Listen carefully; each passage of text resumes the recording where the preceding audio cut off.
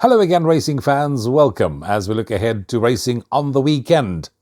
Locally, we have a double header of racing action. On the Highveld, we have racing at Turfentine, and down here in Cape Town, racing at Hollywoodbets Kenilworth. We're back after a 2-week break. I know racing fans locally are chomping at the bit, looking forward to this competitive 10-race program that has been put together for the afternoon at Hollywoodbets Kenilworth. We have had a bit of rain during the course of the week. In fact, heavy downpours midweek. There is still some rain forecast as we head towards the weekend, but hopefully things will clear up nicely for this race meeting to go ahead as scheduled. And it's one of those race meetings where, in all likelihood, you're going to have to play the exotics with a bit of cover to safely see you through. Lots of betting opportunities, including 2 feature races on the card, which kicks off at the stroke of the noon gun at midday here in Cape Town. Now, if you are going to be taking your free Hollywoodbet Punter Challenge entry, just a reminder, you need to be on 5 minutes before the advertised starting time of the first. You need to take the bet slip, and if you pick all the winners on the card, by taking the bet slip, that will be the one thing that will put you in line for that life-changing jackpot prize. Good luck, fingers crossed, that somebody will be able to find all the winners, and let's see how far we get with finding 1 or 2 on this Hollywoodbets Kenilworth card. The first race is a maiden juvenile plate over 1,100 metres, where 14 runners will contest the opening event on the programme. And on closer inspection, the horse that immediately caught my eye was number 2, Ashikuhle. Now, what I found quite interesting was the fact that this horse had moved from the Mike and Adam Azzi yard to the stable of Rouvaun Smit after just having 1 run. And that was a very, very good debut run over 1,000 metres. Despite being green, this horse was staying on and finished second behind a top sort. That top sort being Military Command, who has subsequently come out and won again since. I do think that Ashikuhle will enjoy the step up to 1,100 metres. And as they say, a change of stable is as good as a holiday. With natural improvement expected and with Andrew Fortune on board, I do think that 2 Ashikuhle can go one better. So 2 Ashikuhle to win the opener, ahead of 11 Demanding Dave, who I think is the biggest danger. For third, number 5 Spirit, and for fourth, I'm going with 8 Call of the Karoo. Going with all the horses that have had a run under the belt, and as you know, the betting is normally a good guide with regards to the chances of the first timer. So I would check that, and of course wait to see them go down to the start before making an informed decision, as the exotics only kicks off in the second, which is a maiden juvenile plate for fillies over 1,200 metres. This will also be the first leg of the bipot, a field of 14 runners to contest the second race on the card. I honestly thought that it was a toss-up between number 1 Una the Unicorn and number 2 Paralegal. In the end, I decided to go with number 2 Paralegal. This horse showed lots of toe from the get-go over the course and distance last time out, and found 1 too good on the day. What was good to see was she made the expected improvement from first to second run, and with further natural progress that is expected, she is the one that I'm siding with. She is well related, well drawn, and she can give Vaughan Marshall the first double on the card. So I'm going with 2 Paralegal ahead of 1 Una the Unicorn, 8 Queen Regent, and 13 Beautiful One. 2, 1, 8, 13 are the numbers I'm going with in race 2. Moving on to the third race on the card, first leg of the place accumulator. This race jumps at 1:10. It's an open maiden for fillies over 1,200 metres. A field of 17 runners carded in the third race.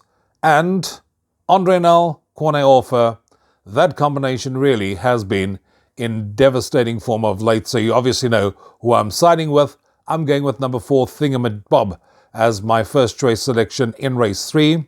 This horse raced handy and should have finished a lot closer to the winner last time out, but for having to check at a crucial stage in the race and having to switch at the 150 metre mark, I think this horse would have been very much on top of them when they hit the line. She's now certainly on the up. She ran a cracker on debut, and with further natural progress expected, I think must have a strong chance of taking top honours. So I'm going with 4 Thingamabob to beat 6 Alex Miller, 9 Cape Captain, and 14 Alicia Asheville. 4, 6, 9, 15 are the numbers I'm going with in race number 3. That takes us on to the opening leg of the Pick 6, race 4, a maiden plate over 1,000 metres, 12 runners to contest the fourth race on the card, and I thought that this was a boat race between number 2, Tripping Thunder, and number 5, Heritage Ridge. Now I'll start with 2, Tripping Thunder. This horse finished 1.25 lengths behind number 5, Heritage Ridge, last time out. They meet each other on exactly the same terms this time around, and I think in all likelihood can expect the same kind of result, which means that I'm going to be leaning towards 5, Heritage Ridge as the selection in race number 4. She showed good pace over the strip at Hollywoodbets Durbanville last time out and was just touched off in the closing stages of that race. She gets a sex allowance again. She gets Muzieni on board. She's a model of consistency and should go one better in this lineup. So I'm going 5, Heritage Ridge to win it, ahead of 2, Tripping Thunder, 3, Gimme a Thrill, and 8, Fleur de Vol.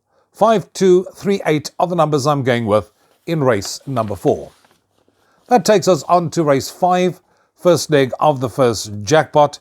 It is a maiden plate over 1,400 metres, 14 runners to contest race number 5 on the programme, and here I thought we have found one of the better bets on the card, and I'm siding with number 8, Konnichiwa. Now this horse has been getting closer with each start and should very, very soon shed its maiden tag, if not in this particular run on Saturday. She was staying on when second over the course and distance last time out. The horse that finished just behind her in third was a horse called Dawn's Early Light, who has subsequently come out and franked that form line by winning next time out.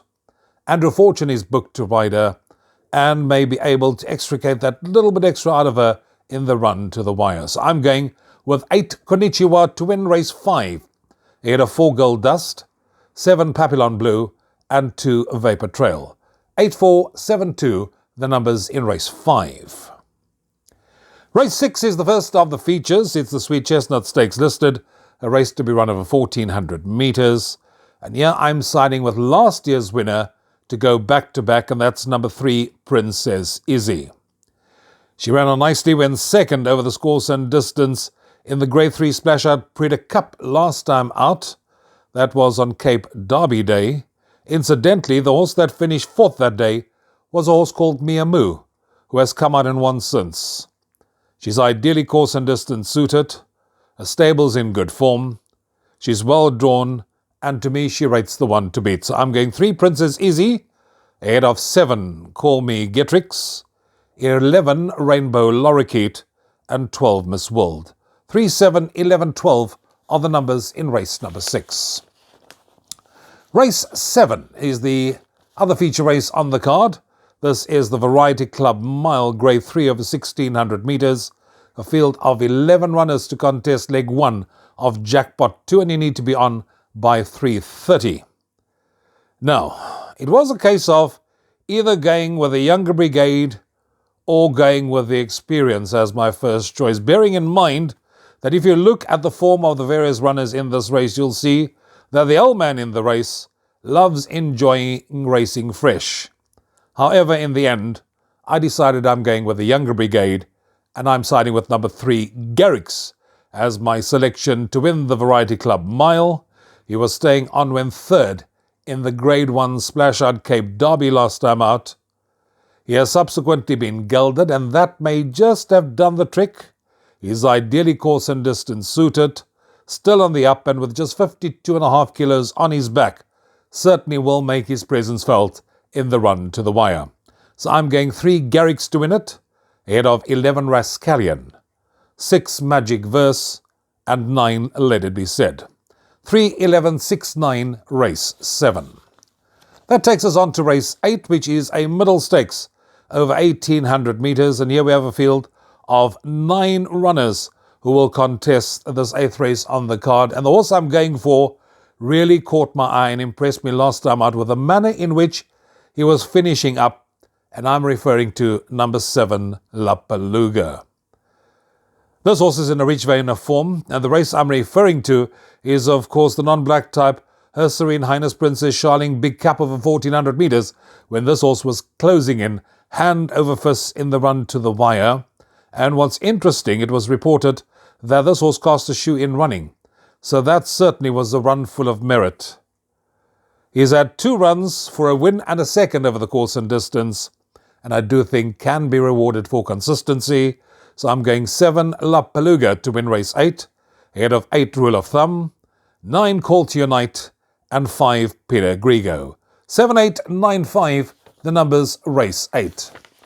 Penultimate race on the program is race number 9. It's a middle stakes over 1100 meters, and I thought this was probably one of the most trickiest races on the card because there are a number of hard-knocking individuals, and a case can probably be made for more than a half a dozen of them in this particular race. But I'm going for a horse that runs for Aldo de Meyer, and this is number 7, Kai Boy. This horse finished second in both of his course and distance attempts. He was up with the speed only to get outrun late last time out. He is always about the action and is ideally course and distance suited. He is a bit expensive to follow because somehow he always tends to find one too good on the day and find more market support at the same time.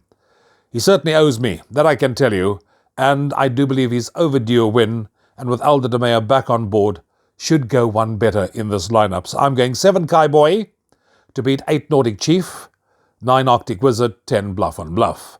7, 8, 9, 10, the numbers race number 9, and that takes us on to the final event on the card, which I think is the toughest race of the day. It's a C Stakes over 1,000 meters, 16 runners plus 2 reserves. I'm not going to beat around the bush. I'm going to go with 11 Rattlesnake. This horse loves to race on the heels of the speed. Those last 2 runs over the course and distance I thought were exceptionally good runs. With JP van der Merwe back on board, reunited with him, I think he can go one better. So, 11 Rattlesnake to win the last, ahead of 2 Crowned Hornbill, 8 Paroshka, and 5 Counterattack. 11 to 8, 5, the numbers, race 10, and that takes care of our preview of racing at Hollywoodbets Kenilworth on Saturday afternoon. Trust you'll have an enjoyable and profitable afternoon's racing with us. Till next time, from me, Rouvaun. Take care. Cheers for now.